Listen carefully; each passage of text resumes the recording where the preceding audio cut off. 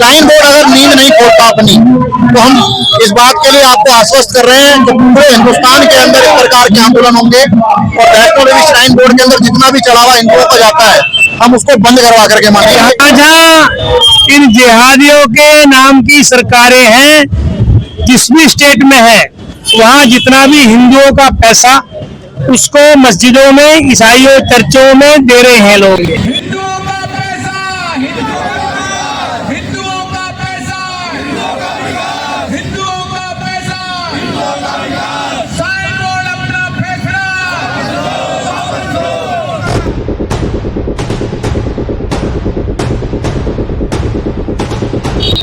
नमस्कार सभी साथियों को, जय हिंद जय भारत। इस वक्त मैं खड़ा हूँ शाहदरा के जीटी रोड पर। आप ये देख सकते हैं प्राचीन विशाल हनुमान मंदिर। आज यहाँ पर आप देख सकते हैं तमाम सामाजिक संगठनों के लोग खड़े हुए हैं। जैसा कि आपको मालूम है, माता Vaishno Devi shrine board trust ने जम्मू के कटरा में, रियासी में मेडिकल कॉलेज बनवाया था और उस मेडिकल कॉलेज जो माता वैष्णो देवी के मंदिर में सनातनी चढ़ावा चढ़ाते हैं उन पैसों से बना।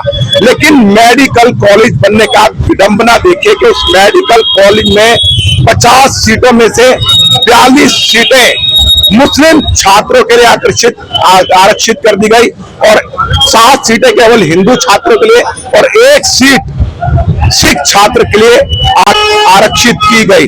सबसे बड़ा प्रश्न है, जिस पैसे को हिंदू अपनी श्रद्धा से, अपनी आस्था से माता वैष्णो देवी मंदिर में चढ़ाता है, उसी पैसे से बने हुए मेडिकल कॉलेज में 84% आरक्षण मुस्लिम छात्रों को क्यों? और आज इसी के विरोध में यहाँ पर तमाम हिंदू संगठन के लोग एकत्रित हुए। चलिए मैं उन्हीं से जान लेता हूँ। मेरे साथ दो रक्षा प्रमुख गौड़ साहब भी खड़े। गौड़ साहब ये बताइए, जब वहां पर पैसा हिंदू चलाते हैं, तो उस पैसे से बने हुए मेडिकल कॉलेज में मुस्लिम छात्रों को 84% आरक्षण क्यों? देखिए, ये सब जहाँ इन जिहादियों के नाम की सरकारें हैं, जिस भी स्टेट में है, वहाँ जितना भी हिंदुओं का पैसा उसको मस्जिदों में, ईसाइयों चर्चों में दे रहे हैं लोग। यहाँ प्रमाण है कि स्कूल बनाया, कॉलेज बनाया है अपने श्राइन बोर्ड ने, जबकि श्राइन बोर्ड ने सबसे पहले उसकी व्यवस्था ये करनी चाहिए थी कि इसमें कौन एडमिशन लेगा, किसको ऑथराइज करेंगे, किसको कितनी सीटें देंगे।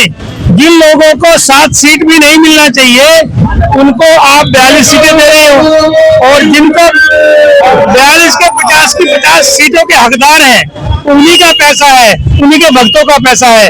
वो पैसा ये दिल से निकाल करके, दिल खोल करके दान करने के बाद कि कोई ऐसी संस्था हो कि हमारा कोई विद्यालय हो, हमारे को बच्चों को लेके व्यवस्था हो, तो उस व्यवस्था का कारण ये है कि हम यही कहे लोगों से कि जो भी वहाँ भगत जाता है, जब तक श्राइन बोर्ड इस पे कोई निर्णय नहीं लेता है, तब तक वहाँ पर कोई भी आदमी जहाँ बिल्कुल भी दान न दे वहाँ पर, और उस पैसे को अपना ला करके यहाँ के अपनी व्यवस्था करें ताकि दूसरा काम करें। मेरे साथ जिला बजरंग दल के रोहतास नगर के संयोजक खड़े हैं। मैं उनसे भी एक प्रश्न ले लेता हूं। मोहित शर्मा जी, आप ये बताइए, जब ये प्रस्ताव श्राइन बोर्ड के समक्ष गया और तो उन्होंने इस प्रस्ताव को स्वीकार क्यों नहीं करा? उन्होंने क्यों नहीं कहा, जब AMU में, जामिया मिलिया में 80% मुस्लिम छात्रों के लिए सीटें आरक्षित हैं, जो सरकारी अनुदान से चलता है, और यहाँ पर पूरा पैसा सनातनियों के द्वारा चढ़ाए हुए पैसों से मेडिकल कॉलेज बनाया, तो इसका विरोध क्यों नहीं? देखिए, जो जानकारी हमने ली है, जानकारी के अनुसार जो सरकार ने वहाँ की जो निर्णय दिया है, उसके पीछे कारण ये बताया कि किसी भी यूनिवर्सिटी को मान्यता प्राप्त करने के लिए जो वर्तमान सरकार होती है उनके नियम मानने पड़ते हैं। और वहाँ के नियमों में इस प्रकार के प्रोविजन है कि अल्पसंख्यक समाज के लिए सीटें जो है रिजर्व हैं। अल्पसंख्यक कौन है वहां पर? भाई यही हमारा जो मुद्दा है वो यही है कि जिस जगह ये कॉलेज खुला है वहां को अल्पसंख्यक समाज हिंदू समाज है, लेकिन लाभ तो मिल रहा है अल्पसंख्यक का, वो मुस्लिमों को मिल रहा है। तो हमारी इस पर घोर आपत्ति है और सरकार को अपने फैसले को बदलना पड़ेगा। श्राइन बोर्ड अगर नींद नहीं खोलता अपनी, तो हम इस बात के लिए आपको आश्वस्त कर रहे हैं कि पूरे हिंदुस्तान के अंदर इस प्रकार के आंदोलन होंगे और वैष्णो देवी श्राइन बोर्ड के अंदर जितना भी चढ़ावा हिंदुओं का जाता है हम उसको बंद करवा करके मानेंगे और ये सड़क पर आ जाएंगे जितने वहां मैनेजमेंट में बैठे हुए हैं।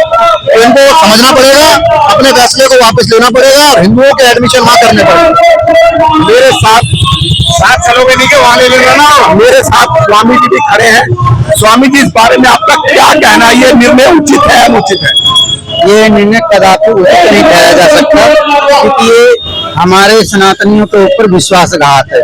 हमारा ही पैसा और हमारी व्यवस्था में ना लगे, किसी और की व्यवस्था में लगे, ये तो कदापि स्वीकार योग्य नहीं है, ये स्वीकारा नहीं जाएगा। इसलिए जल्दी से जल्दी इनकी आंखें खोलनी चाहिए और इनको पुनः इस फैसले पर दोबारा से विचार करके इसको ठीक करना चाहिए, शुद्धिकरण करना चाहिए। यहाँ के तमाम लोगों का यही कहना है कि जब तक श्राइन बोर्ड ये निर्णय वापस नहीं लेता, जो भी तीर्थयात्री माता वैष्णो देवी के दर्शन करने के लिए जाते हैं उनके श्राइन बोर्ड पे एक भी पैसा दान पात्र में डालना बंद कर दे, तभी शायद श्राइन बोर्ड और राज्य सरकार की अकल ठिकाने पे आएगी।